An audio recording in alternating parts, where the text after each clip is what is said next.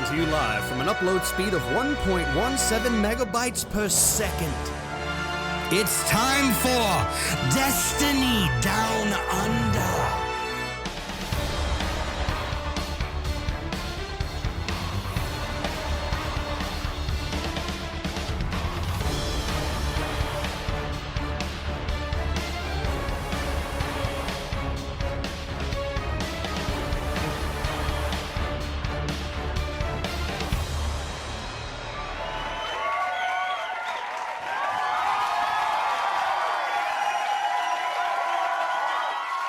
Welcome to the 251st 50.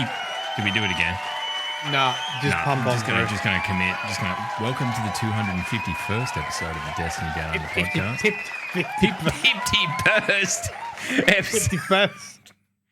Fuck my life. Anyway, I'm Log and I'm mildly embarrassed, but mainly intrigued into what Matt is brought to eat on the podcast this week. What have you got, Cobber? Listen, we don't have much at the moment in the house because Mylan Frugal Games is failing to provide for his wife with his streamer income. It's more that Danny's normally the cook and she's very pregnant at the moment. And I remember that stage.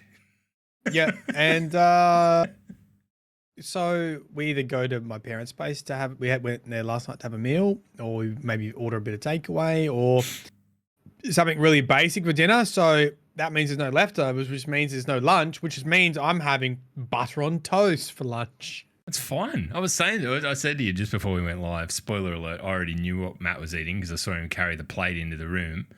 But I think sometimes just a bit of butter on toast it hits the spot, man. Especially if it's like a late night, you know, like maybe you're a fuckwit like me and streamed till 1 a.m. and then you're hungry again because you ate dinner 700 hours ago. How do you do that? How do you do that? I don't know. I mean, I'm streaming until you nearly get. Look, I gotta rein my shit in because I'm staying up until like 1 a.m. on a fucking Monday night and then getting up at 6 to go to work. So I don't know. Maybe that's why I'm angry all the fucking time. Just tired. I'm not really that. I'm really a friendly, nice guy. What are you doing in Destiny though? Get me up just to fucking around. I just played Iron Banner. Like genuinely on Monday night we did trials. So nothing important. I just have really, really poor self-control where if I have a good game, like on Wednesday night playing Iron Banner, it was I got the glaive out and was stabbing the shit out of people with it and was just cackling my ass off. Really? And it was like, oh, well, that was fun. We'll go another one. And then I look at the clock and it's like fucking 12:30. I'm like, shit. All right, bye. I got to go. But yeah, look, I mean, I don't know if you've discovered this yet. Glaving in sixes is a thing. It's a fun thing. Is it really? Yeah, it really is. It's stupid. Because how come? Because you just block and then you get nice and close, or what? No, it's just so fast, and the lunge range is like basically the same as Synthecept. So you're like, if you were anywhere near anyone, you just hit him with the three stab combo and they're dead. It's look. Do you ever start with a shoot? I mean, you can do that, I suppose, because you can. No, SAS worked it out. It's quicker to stab than shoot, and that's the quickest.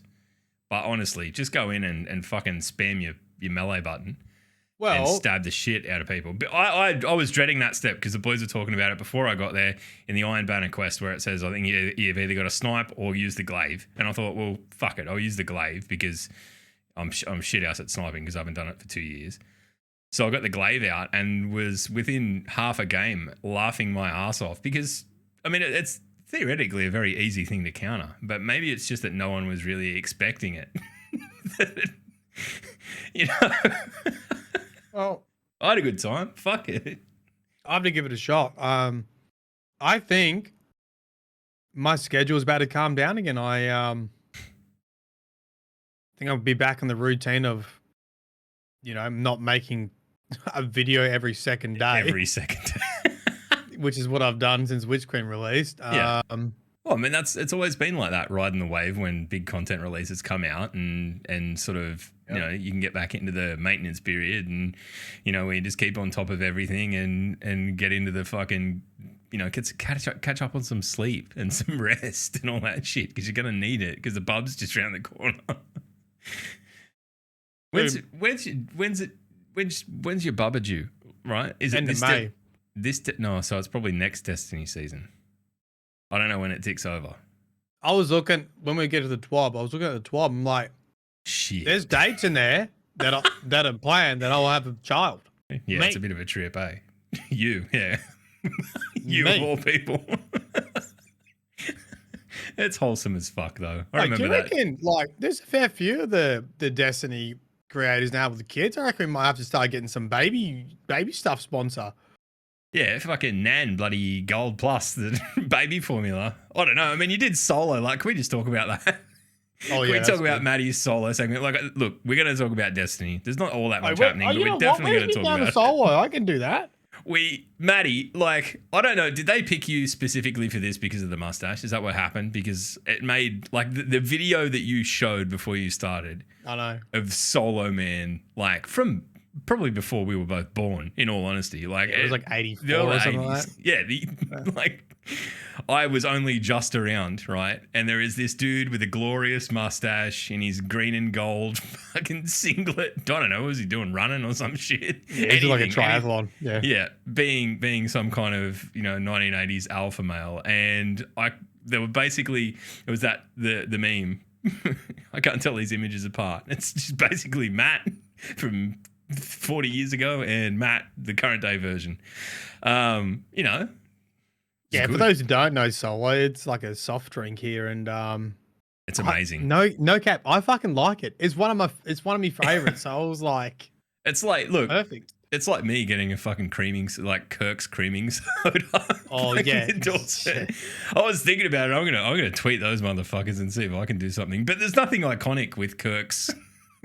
You know, there's no 80s ads with some fucking, I don't know, metalhead or something. The was best thing perfect. was like it was they said, you know, we got this spot like Twitch. Look here, bit of behind the curtains because you don't often hear about this, and I'm here Yep. to tell you because you know I've come from the side of peasants to the side of gods. Good Twitch streamers. Yeah, right. Okay, sorry about that. You fucking Bit of a hate to big toot head. my own horn, but toot. Fuck with. Go on. No, come on, it's my first sponsorship. No, you're allowed. Go for it. Be proud of yourself. 8 years, mate. And yeah, Twitch actually contact you and on like behalf of Solo, and they have like, you know, a little fucking little PowerPoint presentation of what you got, like the overlays you need and all the other stuff. And look, I've worked with a fair few sponsors now, and specifically on YouTube when you got to like film a segment, it's very like you just be you, and then You be you, but also do all of these things that we want you to Yes. do in the tone Yes. we want. Thank you very much. exactly. Yeah. Exactly. And then it's like, Solo was fucking awesome. They're like, so the thing that we want you to do is do a hard activity solo. And then, I'm like, okay, that's it. Do I tell them I like doing solo dungeons by myself and I would probably do it anyway? Yeah, well, this is what I was going to be doing anyway. Also, I have the appropriate level of mustache. Let's fucking do this. So, look, it was really cool. And I got some Americanos to purchase fucking solo on Amazon. So we're going to do like a, I want to see what they make of it. 'Cause Yes, it's one of those same. things that it's like when Vegemite makes it to America and they're like, why the fuck would you eat this? But we all grew up on it, so we don't know any different. And it's, you know, to us, it's Vegemite. Like, we know what it tastes like. You get on with it. I'm interested to see what they make of Solo. I'm interested to see where it lands. It might, I don't know. Who knows? It could be inroads here. It could be, you know, this could be how Solo finally breaks over to the American market. yeah, I'm telling them, like, if they want to make a new generation of solo ads that's about esports, I mean, why do you laugh so hard? Because I'm just imagining like like the glory, like because those ads, they're pretty dated. They're like it's all machismo shit of like this guy's just running down the street, some kind of athlete, and like all I can see is just you sitting in your chair. Like, Hey, I don't know if you missed the beginning of it because I was like, because you know they had all those like slow mos. I'm like, guys, slow mo this, and just like slight mouse movements. yeah, click, click, click, click. Just a vacant expression on your face. Mad at fucking 15 hours into a bloody day one raid. Hey, they got the best advertising because because there's a minimum spend on it, like how much stuff you can get from Woolworths. So they sent me basically 4 fucking cases of Solo. So Danny's been handing out Solo like a fucking like Father Christmas at work. She's like, dude, we got. My husband's endorsed. I've got the Solo connections. The other thing that I laughed at, I watched most of the stream with my oldest daughter, and she was, she thought it was very funny. It's probably the first time she's ever like I don't encourage my kids to watch Matt because I don't want my kids to grow up anything like me. So I'm hoping they'll do better in their life. I imagine that, the other half of just about everything I do on the internet, Matt being an influence on them is probably not the greatest thing, but she sat and she watched it, and there was the bit where you went out to the fridge in the garage that is where all the drinks are, and I got this like look of everyone in my house except me just go, we have basically an identical fridge, it's just full of beer. Yeah. I'll have to send you a picture. I don't know if that's everywhere else in the world does that. It's universal. Like, so that's what I was checking in with the chat. I was like, guys, do you have a fridge in your garage that is either full of soft drink or beer? Yeah. Yeah. And I was like, yeah, it's got both in it. It's got like cans of Coke and all that sort of shit and beer and I don't know. I think there's like like some kind of home brand soft drink that we bought for a party when my eldest was like 5 and she's now 12. So it's still sitting in there just when no one's really sure what it is and no one's bothered to throw it in the bin yet, but it's there. But no, it was good. It was good, a good moment, and good to do those kinds of things. Do we want to dive into talking about this week in Destiny? Because like after a couple of weeks ago where we had a more in-depth conversation about the Season of the Risen story, and I felt a little bit bad. I'm looking forward to talking to you about it this week and basically not feeling bad about it at all again. I know. Yeah, I was like, you're right. All right. Well, okay. Let's do that. Let's start off with the Season of the Risen story from this week.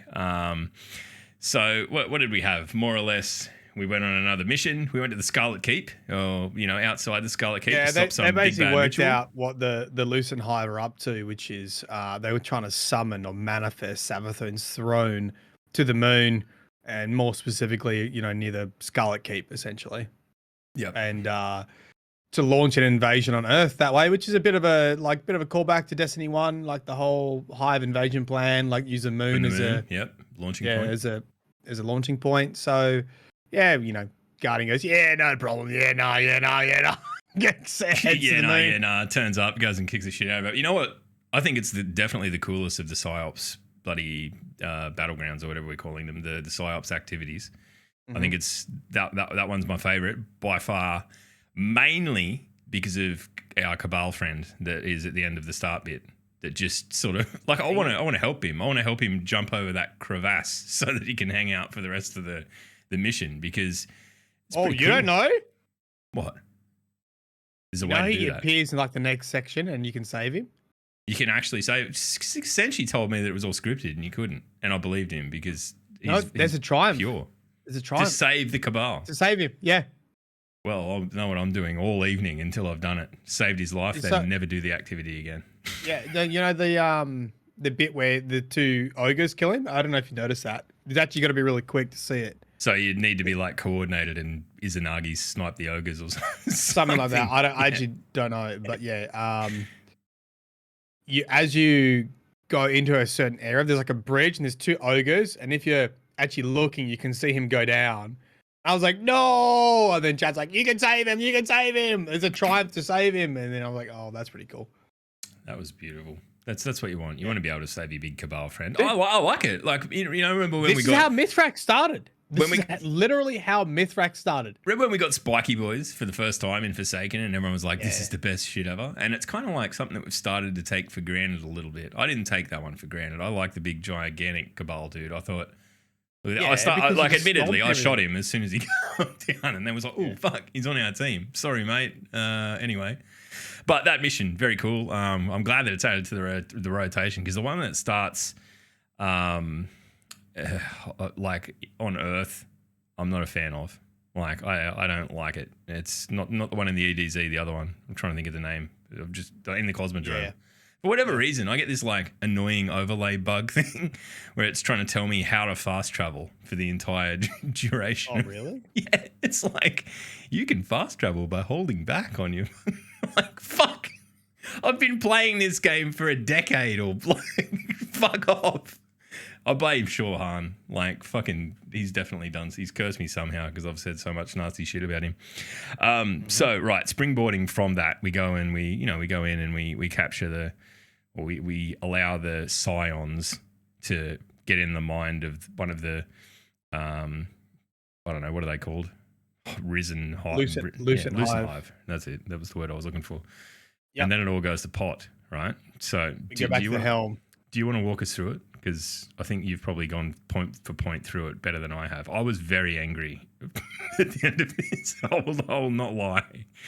So, yeah, you go back to the helm and the, like, psychic interrogation section is all messed up. And Crow's on his knees going, crying a little bit. And then Saladin's like, what have you done? And the Scion's dead. And then Saladin works out that Crow shut down the system, which essentially killed the Scion and the Lucent Hive that were captured there. If you read the lore entry, it's pretty graphic. It like talks about how the Scion dies very painfully in front of Crow. Like reaching out with his mind, like pain. Bye. I reckon they could have reused that voice line. I reckon it would have been a hit. Yep. And obviously this was like Cardle's emissary and under technically our care during this operation, and Crow's just gone out and killed it. So from there, we end up in a position where, you know, the Star Wars Episode 1 life debt is owed to Keitel. We go to the tower and have a cutscene with Zavala, Saladin, Crow, and Keitel, and she's like, well, it's the Cabal way, a life for a life. She goes into back snap Crow, and Zavala powers up an arc fist, and then Saladin jumps in front and's like, nah, take me instead, bro. And she acknowledges his bravery and says, well, rather than kill you, you can be on my war council for the rest of your life. Which is forever because he's a guardian. Yeah. Right. Life for a life. So, I don't know. I was pretty filthy at the end of this because I'd kind of come around to the opaque ethics of what we were doing. And then the second I came out and Crow was... we went back to the helm and Crow was having a big old sulk. I was like, this motherfucker just needs to be thankful that I'm not allowed to shoot weapons or punch in this space because I'll be on you like flies on shit. It was the weakest shit ever. And then at the end he goes something like, you understand, don't you? And I'm like, mate, fucking barking up the wrong tree. I can't copy him. I can copy him even less than I could copy him already. He's the kind of dude who, like, fair enough, he's been through some shit, but he projects that shit onto every single situation he's in entirely. And it shits me. Crow definitely lost some points with the community this week, which is interesting to see.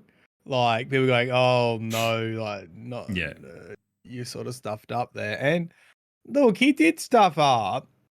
He was doing what he thought was right, but... Yeah, but sometimes when you don't understand things, and I say this to my children, don't touch it. If you don't know what it does, don't touch it. If you don't know what it is, Don't fucking touch it. Oh, I don't swear at them. I try not to anyway, unless they're really naughty. But just stay away from it. And this is an exact case of that. Like he's Bro is ScoMo. Oh no. Yeah, literally. Like he's basically Scott Morrison with the welder out, an inch from his face, and no visor down. He's just stay the fuck out of it, mate. You don't know what you're doing. You're Was meddling. that real? That was real. Yes. Our Prime Minister tried to weld without the welder's mask on. Yes. Yeah, that actually happened. Did he fucking get eye damage? Well, he definitely did, but he didn't admit it. You could see him fucking staggering his way around Parliament House the day after. You all right, sir? Oh, I'm all right. Yeah, no. Like, I don't know if you've ever been in, like, where shit's being welded. I see it every day. It happens at work. It will fuck your eyes if you look at it for, like, more than... He's probably lucky he's not done, if he hasn't done irreversible damage to his eyesight. It is like staring unfiltered into the eye of the sun. It will fucking destroy you. So, yeah. Anyway, what an moron. I don't know. I really do think that they put a lot of effort into getting Crow to a position where everyone kind of empathized with him. And I feel like, as you said, a lot of that's really been undone in this, because it seems like that's where I'm at with him. I'm like, look, man, fair enough. You've been through some shit, and it's not nice shit. And, not knowing who you are and being sort of punished for who you were, and then getting all your memories back, and everything's fucking weird and all of that. That's fine. But it's that projection of that into every single thing. And I guess, it's just part of who he is. But fuck, it's annoying. Like, you shouldn't be there. If you can't handle it, get out of the kitchen. Just distance yourself from it a bit. I'm hoping that you're going to, like, give me some reason not to just every time I see him from now on go, look at this fuckwit. Because that's kind of where I'm at. That's the hard thing. I've got nothing for you. In fact, it actually just gets worse, because I've actually read some more law entries that talk about the Hive and Finch's experience. Yep. And he just describes them as literal pure evil and monsters. So all of the shit we were concerned about in the first week, the ethics of it, is like, no, they actually are just outright fuckwits. And yeah. Like, you know what? As much as one of them was being treated horribly and, like being fucking held down by an ogre and tortured into, serving Savathun, I still think that by and large they're just evil fucking shit, right? So I don't know. I mean, Finch could just be saying that to get on our right side too. I don't trust him. I'm still a bit iffy on Finch. Still a bit. Nah, I've read the book about Finch now. I think he's okay. All right. Well, I'll accept that, given that I've read no books. So fair enough. He talks about how they, as soon as you like bond with a Hive, he felt like they're evil, trying to corrupt him like straight away, kind of deal. Yeah, fair enough. Like, I mean, they all have a worm, and the worms are born straight of the witness. So, yuck. Yeah.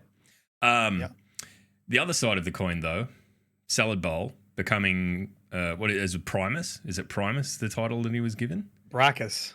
That's it. I knew it was one of the two. I'm mixing up. Brachus Forge. Warhammer.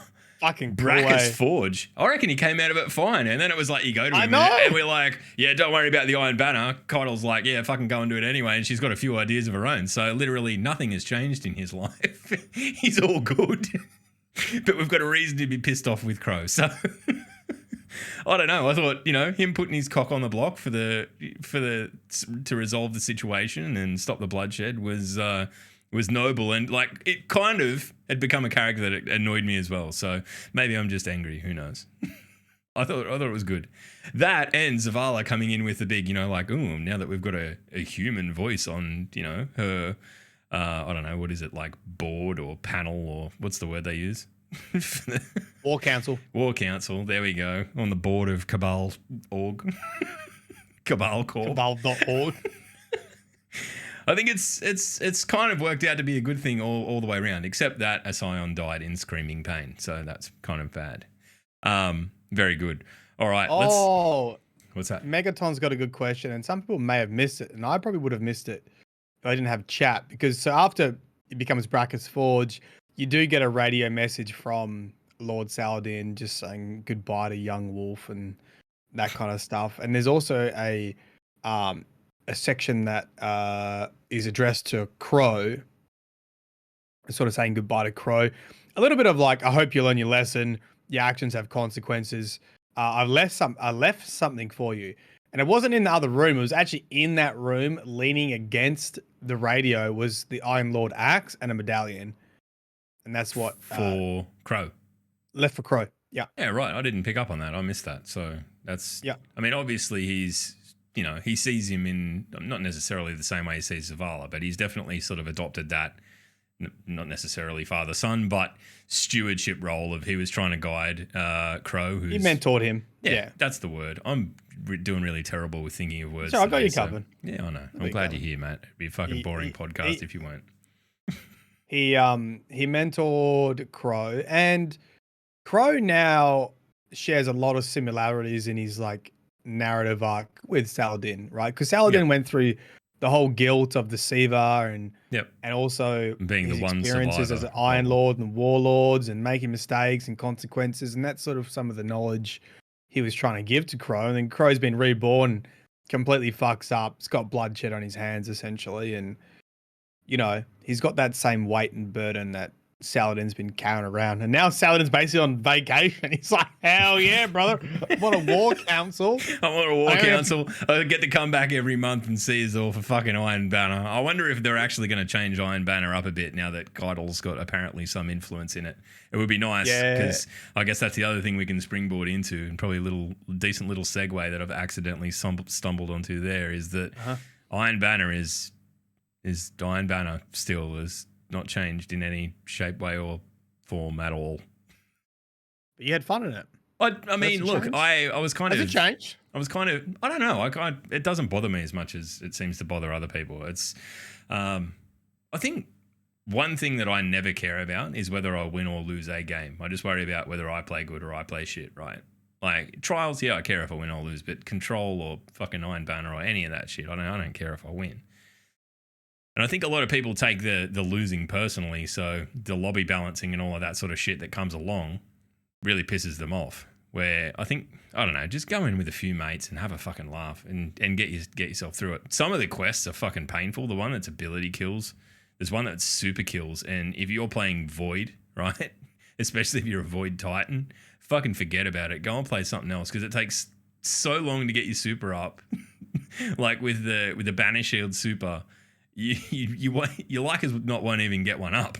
So you've got to change to something else. Throw hammers on and do that. But yeah, I mean, look, I was kind of like, this is fine. And then I got up to the part where it said put a glaive or a sniper rifle on, and then I really started having fun out of nowhere, and I wouldn't have expected it. I don't think glaives are worth all that much in terms of like their capacity as a ranged weapon. But there was a moment where we were on Anomaly and a guy was on B, and I ran at him with the glaive, and he saw me coming, and obviously he didn't have a shotgun, and he kind of like jumped backwards out into the middle area, and he's up in the air, and I just ran in and pushed melee, and it pulled me up into the air. And I'm just like, stab. Like, just the melee suck, or whatever you want to call it. The magnetism of the thing. I like chased him through the air, spearing him. And at that point, I'm like, this could be me. This is my life now. Just stabbing the shit out of people in Iron Banner. Don't you think we need a griff ball with glaives? Oh man, I actually hadn't thought about that, but I think that like there's probably like glaives only, no ranged glaives, just stabbers only, like the old slappers only. Slappers only from like, no more slappers, just fucking stabbers. Just get in there. I think it'd be good. I think, even if everyone was given the shield, right? Because I know that you've got to get successful hits with the weapon to be able to get the shield, like you're charging it up. But if they gave everyone the shield by default, I reckon that would open the door to like parries and shit, and then we can play Mordhau without having to go back to Mordhau, Matt. I think we can do that. How about them boys? How about them boys? Greatest cries of all time. I don't know. That's my. What have you been up to this week? What are you kicked over in Destiny? We did a law raid with Asda Cross, which was pretty He cracks me up. So I haven't caught it yet. Was it amazing? Yeah, it was pretty good. It was pretty good. We even had Kujay on there too, actually. Nice. We had Asda Cross, Kujay, and some of his other regular raid team. literally one-faced every encounter. It still took 2 hours because we basically told the entire story of Rolk as we went through. That's pretty good. It was pretty funny though because he started his stream up and he started watching my Rolk video, and someone's like, "Jay, he's watching your Rolk." Because I had to go and I was like, "Stop doing it! This is what I'm telling you live." He's like, "I don't know what a lore raid is." I'm like, "I'm going to show you the lore. I will be there.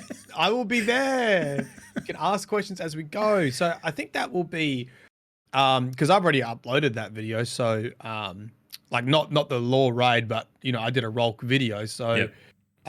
You should be able to find it on Aztecross's channel once he's edited it. So, I don't know how long it is, but if you missed out, you'll be able to check it out. I think it'd be a pretty novel way. You've done this sort of stuff before. I remember you doing it on a Ninja way back in the day after doing Jesus. See, this is what I mean. My brain has fallen out. Lore raid. Yes, back in Forsaken. So definitely a fun thing to do. All right, do we want to go through the 12? Because there's a few things in here, right? There's a few dates. Some of them Matt will start getting angsty about because he will be a dad by then.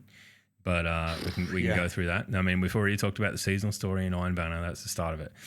All right, we're saving the dates for... this week we've got Iron Banner and a new PsyOps mission. Legend PsyOps Battlegrounds. And Vow of the Disciple challenges next week. I don't know if I'm emotionally ready for the Vow of Disciple challenges. I probably need to go in and do another completion and then start getting my head around who knows what these challenges are. Trials Labs zone capture on April 1st. I want him to do a Trials Labs where there's just no fucking flawless pool. That would have made my fucking month. If that I haven't gone back to Trials. Yeah, look, and I think a lot of people are in the same boat. I played Monday night. I played with Sass and Nick, so just me being Yoda in Sassy's backpack to some extent, and it's pretty fucking sweaty. Like straight out of the gate, there's it's pretty rough. So I don't think to me it felt like Trials when the population in Trials was really starting to dwindle. So worrying that it's in that state.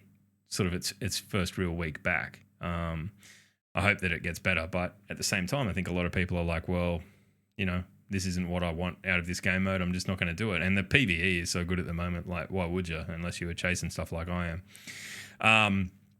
Grandmaster Nightfalls, April 5th. So a few weeks to get yourself up to max level. And be ready for that. I'm looking forward to that. I actually enjoyed it at the tail end of last season, and I'm not normally a strike boy, so there's that.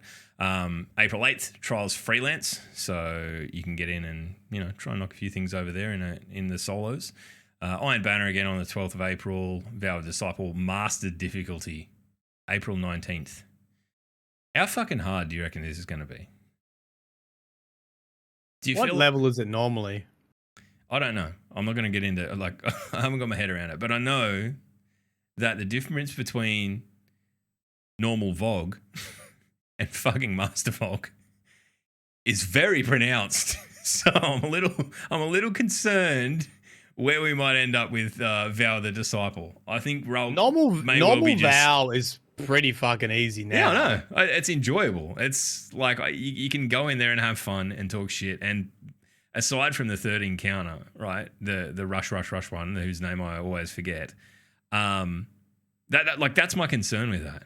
Everything else you can break down and sort of force yourself to be able to take that your time section with is always and process it. That you just can't, and you put a heap of enemies that hit heaps harder, and if they put fucking 2 champions in there, good luck. You're gonna have to be able to break people up at a moment's notice by fucking, champion mods and stuff. I think it could get really fucking hairy. So I'm interested to see how hard that is. I'm living in fear. It's one of those things that I'm going to have to do at some point, but I don't know that I particularly want to. I mean, I'm glad that I've done Vow a fair few times now, or not a fair few. I've done it every week. I'm pretty comfortable with the encounters and nearly all the roles. So I'd be interested because I haven't really been at that level for a while, and I'm not at pinnacle level yet, but be able to get there, I think. So I'm definitely keen to Getting to give it a bash. Yeah, because, you know, I talked a big game about saying I don't like master difficulty, so I do want to see what it's like, but I'm going to say I'm not going to enjoy it. Yeah, I mean, for me, the issue has always been that it feels kind of inorganic. Like, there's always been that really, you know, things. Yeah, look, you know what we'll do? We'll get through this and then we'll talk about your lock and key tweet, because I think that is. Dude, that was a shower thought and it went well. No, you're right. Like, look, it was the most articulately I've seen it put. We'll circle back in a minute. All right, so Trials Lab Zone Capture again on April 22nd. Guardian Games, May 3rd to May 24th. Yep. I tweeted joking I'm going to dust off my spreadsheet. I'm not doing another fucking spreadsheet. Any activity that takes a spreadsheet to win isn't an activity, it's a test. So don't do it. Have you heard of law? Look, yours takes a Word document. That's like a literature test. Mine's like a maths test. I tweeted about that. The first thing I think the first response I got back, I hate Guardian Games. Everyone will just fight again. And that's probably what's going to happen. It'll just get bitter and horrible like it always does. And I hope it doesn't, but I can't pretend like I'm super psyched up for it. I hope that they somehow cook the books so Warlocks win, and then we can just retire this sordid chapter to the history of, you know, wherever the fuck they put faction rallies. Just put it in the same cupboard. We don't really need it. Think of something else. And then look, we've got another freelance trials on May 6th, community voted map. So it's going to be Javelin 4. May 10, Iron Banner, and May 20, Trials Labs, freelance and zone capture, all at the same time. With that. All right. So look, we might go through the crafting stuff because it's pretty significant. So I'm not going to pretend like I've got my head around like why things are being made redundant within a system that's only a month old. But it seems to me, mainly through listening to Sassy's whingings, that it's kind of just out of kilter. Like, he was full on most of the like Adroit, Ruinous, all that sort of stuff. I'm maxed on all my elements. Sitting on shitloads of them, but didn't have enough of the neutral element to do anything. So he's like, I'm basically wasting the capacity of a weapon to try and get that.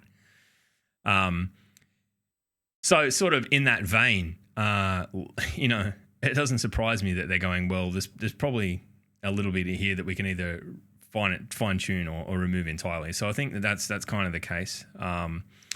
So Ruinous, Adroit, Mutable, Drowned, and Energetic elements will be removed from next season, and the entire system will be streamlined. Now, I've seen some negative takes on this, like, oh, you only just bought a system in and you're already deleting half of it, fucking Bungie. But for me, I look at this and go, well, you know, maybe it was just too far advanced for them to be able to address it before Witch Queen actually dropped, and doing it at the start of this following season and addressing it then isn't the worst thing in the world. You know, it's kind of uncomfortable now. Like, it's a system that crafting.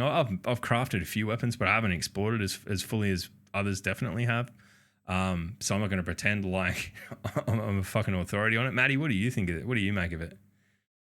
So look, we obviously had a talk on Destiny Community Podcast yesterday, and so without going through all this text again, I think initially they had the idea that part of the grind was to, if you wanted Rampage, you were going to have to find a gun with Rampage on it. And I remember them speaking about that in TWABs leading into it, that you would need to go out and like basically draw an element off a weapon to then be able to imbue something with it. So it still has that grinding aspect. And then, of course, they had technical difficulties because it's just so many different perks. You couldn't do that. So they made perk pools, and that's where the Ruinous and the Droid and the Mutable stuff comes into it.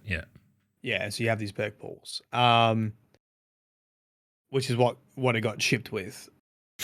I think they probably went to the nuclear option pretty quick. I think they probably could have just bumped the cap up of everything to see how players would have reacted to that. I mean, if you're going to get rid of it, why not just make it? I don't know anything about the technical difficulties. Maybe it is a technical thing. Like, why not just, if you're going to like scrap it, why not test what it looks like with an unlimited or at least a very high cap. You know, Yeah, put high cap. 10,000 on each or whatever. Yep. Or even 1,000 would have been. Well, that's what it's going to. Element of cap's doing 1,000, so they're doing that before next season, right? Starting next Tuesday, it's going to be up to 1,000. Yep. Yeah, the neutral. Yeah, yep. It almost feels like it would have been interesting to see what that looks like before the getting announcement rid of that we're those getting rid of it things. entirely. So then what it's going to be is just the RNG for the red borders. Yep. And you're just going to use that. You're going to level them up, and you're going to extract neutral element from it. Which I don't have. Everything will be drawn from that.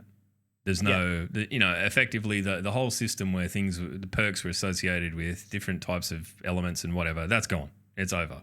It's in the bin. Yeah.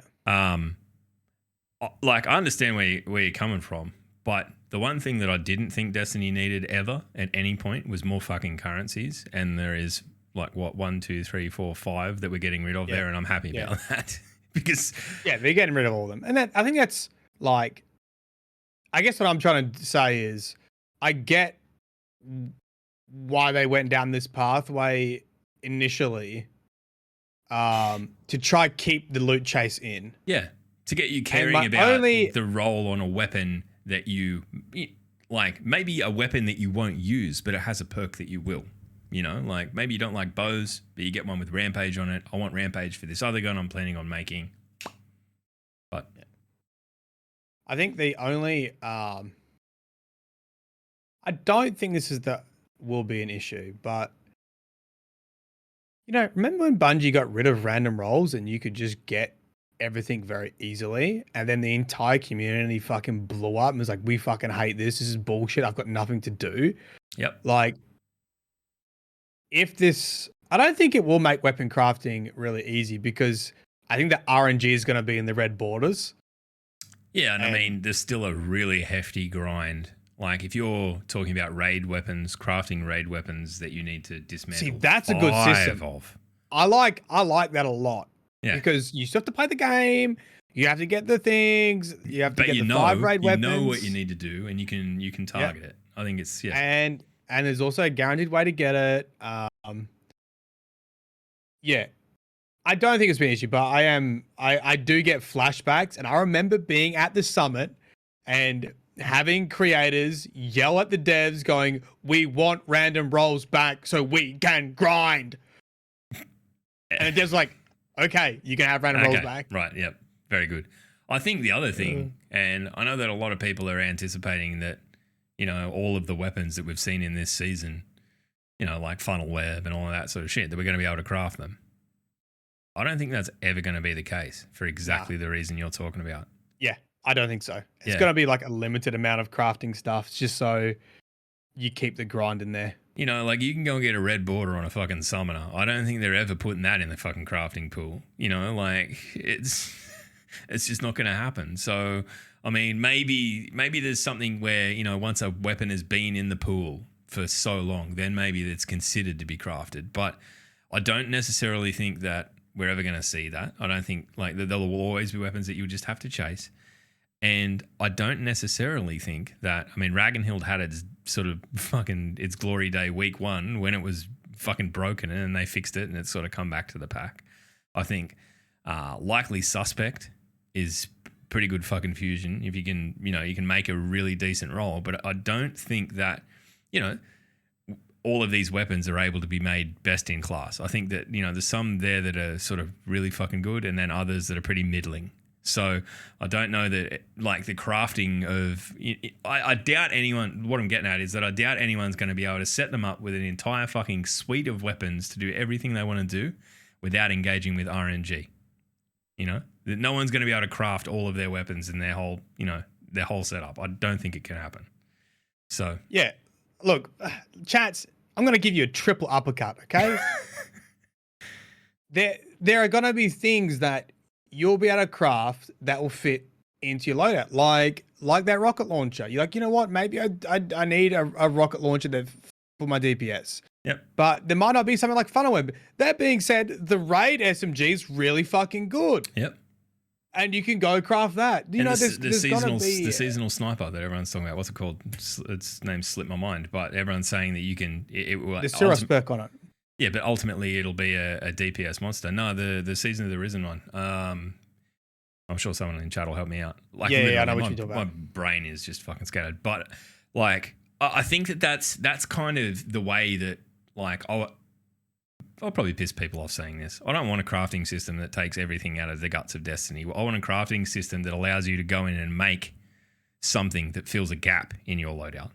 And I think that's probably where it needs to be. Thoughtless. Yeah. Thank you very much. Thoughtless apparently. If you can brainless, yeah. I feel attacked, but not unduly, so fair enough. Look, I think overall, you know, I see what they were doing on paper. I see why they had to remove them. I'm definitely not upset for removing elements whatsoever. And I think crafting is just going to be, like you say, it's not going to be supplementary. Yeah, it's going to be supplementary. It's going to be like, for me, it's probably going to be raid weapons and then like one or two things. Yep. Like I'm going to be focusing on a raid weapon, probably the pulse rifle. Yep. And the rocket launcher. Not the raid rocket, like the whatever it's called, the rag one.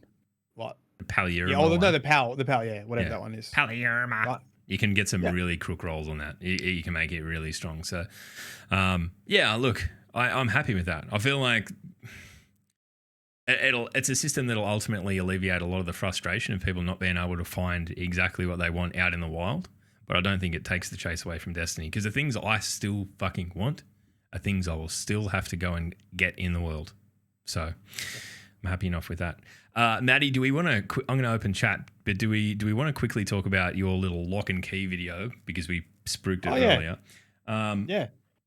It is. I mean, why not? Now that we've got everyone fired up about, yeah, you all got the crafting, shits in chat. Yeah, everyone's freaking out. Maybe YouTubers are driving their car, pulling over, slamming their fucking Cyril. I don't agree with this at all. Yeah, okay, let's talk about. If you don't agree with anything we say on this podcast, feel free to tweet Matt, because you can tweet me. I will not care. Don't tweet the podcast. Don't tweet me. Tweet Matt. Okay, so it's all engagement.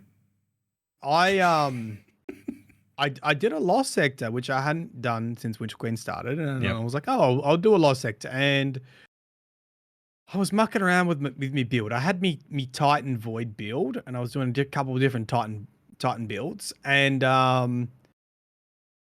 obviously I took it into the lost sector and wanted to almost like brute force it with the build, just to show that you could use it with high level content, and obviously you couldn't. It was complete dog shit. I'm like, okay, I don't have these guns on, I don't have this on, I don't have something matching the burn, and then you just completely gut the build, and it wasn't really anything to do with the build itself. It was like, okay, well, solar burns on, so I put Galahorn on, and then I need to unstop, I need to overload, so I put these guns on, and then it lost a bit of its flavor, and I was like, on one hand, you have Bungie with the Void 3.0 and Stasis, I guess, too, like this build crafting system that's coming into place, where they're like they've openly said this is something we like encouraging and working towards, and that's part of the whole reason for the 3.0 is to give you greater flexibility, and just crazy shit's come from that, right? Like the builds have just been really cool and really fun, and yeah, I mean, fireworks. Like the amount of conversations I've had about Void 3.0 that sort of pertain to, man, can you imagine what they're going to do with Arc? Or imagine what they're going to do with Solar? Yeah. And there's a lot of genuine excitement there. So it's been definitely been a success. Right. And then you have a lot of endgame content that I thought of as lock and key, meaning the lock is, for a solo lost sector, it's the burn, it's the champions, and it's the shields. And as a solo player, you have to be the key, and you have to do all three of those. And it just, you can't always make your build work.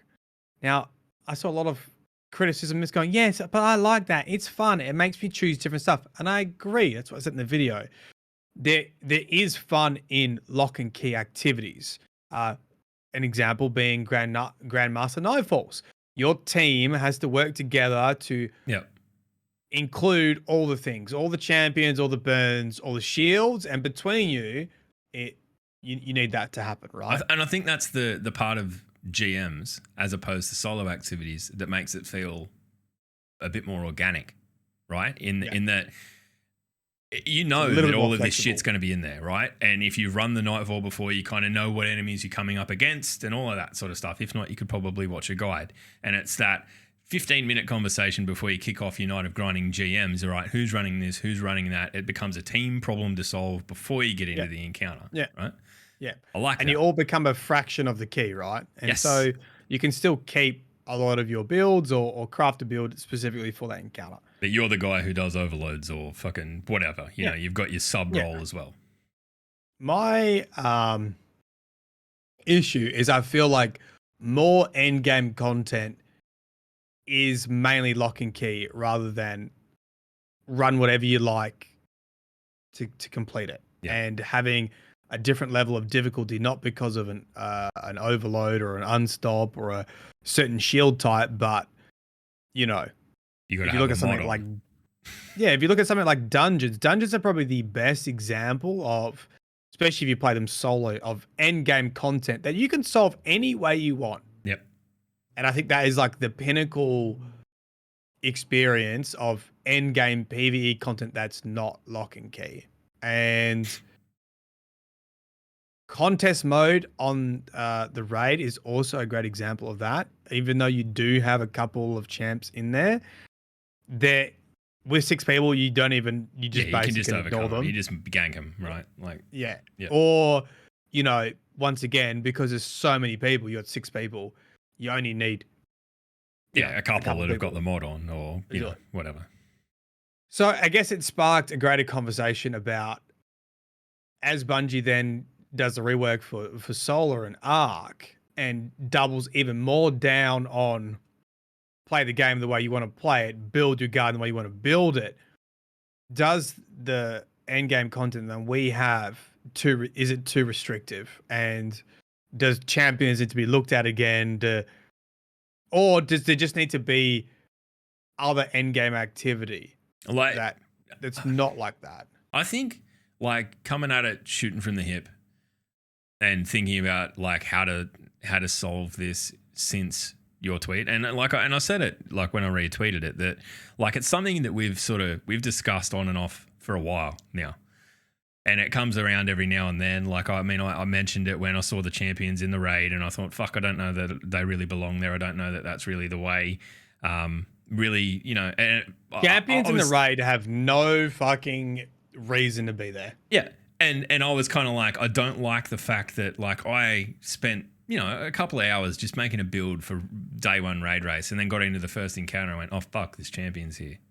And, you know, maybe I should have known, and maybe that's part of the way raids work now and whatever. But I think that like, in raising the example of dungeons, right? A 3-man activity that doesn't really have that you can tackle anyway. And I think that raids should probably be the same. Master, I'm willing to forgive, because Master is about making the activity as fucking punishing as possible. And I respect that. But a normal raid should be, you go and tackle it your way, you know? Like, and I feel that, you know, if we do go down the line of a contest mode modifier being selectable for the raid, then I think it should be that way as well. I think if you had dungeons, right, which are already great, solve whatever you want. Yep. You have contest mode raid, right, without additional champions and shields and burns and all that bullshit. Just contest mode raid, which just caps your power level. Yeah, they're 2 really great end game PvE activities. There's not, you know, lock and key, and then you move in. Then you move into like stuff that is made deliberately ridiculous, like GMs. Like you need to be on your shit and not just like be playing well, but be working with your friends really well and all of that sort of stuff to make it work. And I think a master raid being the equivalent of that is probably fair enough. Yeah, I definitely don't want to get rid of that stuff, because I do think there is fun. I do think there are positives for that kind of content, because it does make you consider different builds and do some variety. Yeah, use a different But I weapon. also think Bungie needs to provide opportunity when you spend like 30 minutes really like thinking about a build and like I'm gonna do this and this is gonna make it well and then this is gonna be you put this time into it. And then it's like, oh, hang on, no, I've got to take that off because I need this mod on and I need to run this gun and it's all redundant. Yeah, and you need places, you need end game locations to take your builds to. Otherwise, what's the fucking point of doing a build? Yeah, right. Like, I mean, I had the most fun last season going into Dares of Eternity just with that fucking hammer build and just whipping the shit out of everything. There always needs to be an activity like that, I think, that isn't necessarily an easy activity, but that it's kind of like, okay, if your build is fucking stupid, no matter like what you do, it's still stupid here. Like, there's tough enemies, but you'll be able to laugh at how quickly you can kill them. I think that's cool. And maybe that can be contest mode raids after people have figured out the meta of completing the activities and all that sort of stuff. Because you also got legendary campaign too, which is another, so you're like, they're close to having a nice, well-rounded. You wouldn't put legendary campaign as like end game, but it's still a good experience that can be challenging solo and require you to think about your build. Yeah, and I think that having the playlist of that campaign as well after the fact would give you, like maybe we need Grandmaster campaign missions that as hard as GM raids, like GM strikes. Sorry, I don't know, and it can be a thing there, right? But I think the thing that like we're both sort of skirting around the edges of saying is that I kind of am concerned that we're going to end up in a position where all of Destiny's difficulty is born of locks, right? Yeah. And you are going to have to be the key, and it's not necessarily going to be the key isn't you going and thinking about how best you can approach this. It is, okay, these are the things you need to use, and they're kind of pre-stipulated more or less. There's maybe two options of the way you could do this, and it feels very arbitrary. It feels very like it feels like Bungie deliberately make a decision that, okay, well, this is probably going to be the two ways you could do this GM, this is or whatever, Lost Sector, because you don't have the option when you're talking about unstop mods and all of that sort of stuff. So I just want there to be both. I'm happy for both to live in. Maybe they both need like a name, like Grandmaster or Master or whatever can be the thing with champions, and then contest can be the thing without. And they're both fucking hard. Yeah, I honestly think just adding like contest mode and raid would be a great first step. And then I do think solo players miss out on end game content that allows them to take in their preferred build, because you have solo lost sectors which are extremely restrictive. Unless you're doing dungeons. I guess you're doing dungeons. Yeah, I agree. But look, I mean, dungeons are ultimately a 3-man activity, so like that's what they're designed for. And I don't know. Look, I'm yet to fucking solo one. I still haven't put my finger out and done it, so I'm gonna have to do it. No, look, I'm a very lazy man. Do a void now. Don't underestimate my laziness. Yeah, well of tenacity build. I'll just go in there and just be fucking unkillable. All right. Well, I mean, we're kind of at the end. We don't really have anything to do like our fucking like it, don't like it segment or whatever we were calling it. What are we gonna? You got anything? Highlight, low light of the week. Highlight, low light. Yeah. Highlight, low light. We can just do it of the week in general, I suppose. We could do it of the week in general, or I mean, we're talking about crafting, so. Well, look, it's not really much. Let's do it of the entire week. My highlight. Yeah. Stabbing people with a glaive. It was glee inducing. My low light. Crow and the fact that he exists. It's not bad. It's not bad. It's hard to beat. Oh, can I have a second highlight? I'm just going to throw this out there. Okay. What the new default summoner looks like in Trials. It's got a black and white skin. It's kind of got this blue glow in it. It looks fucking amazing. The adept version looks like a Nerf gun because it's got like a bright orange barrel, which is cool if that's what you're looking for. But the default one, holy shit! Go and throw some engrams at getting yourself a decent roll on that, because it is a good looking gun. It's always been my favorite weapon in the game, and they just made it better. Maddie, what do you got? Highlight, low light. I would say highlights.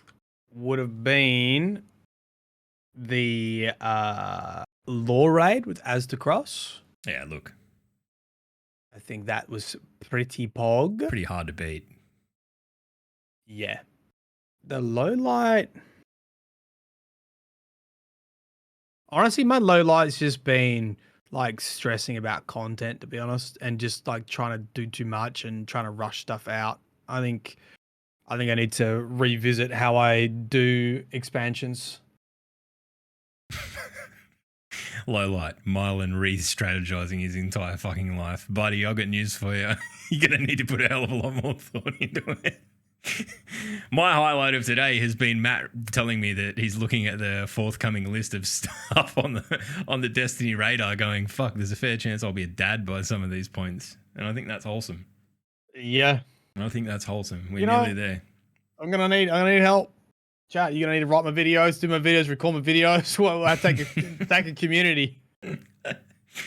Become the Mylan Games lore hive mind. Just fucking.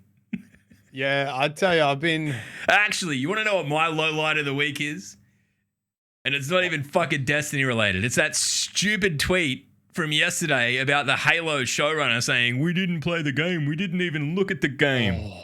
You know what? If your fucking TV show's about a game, play the fucking game. You idiot. It's not that hard, right? Unless they're talking about Halo Infinite, because if they didn't play that, probably a good thing. But the rest of the Halos, they definitely should have played. Right?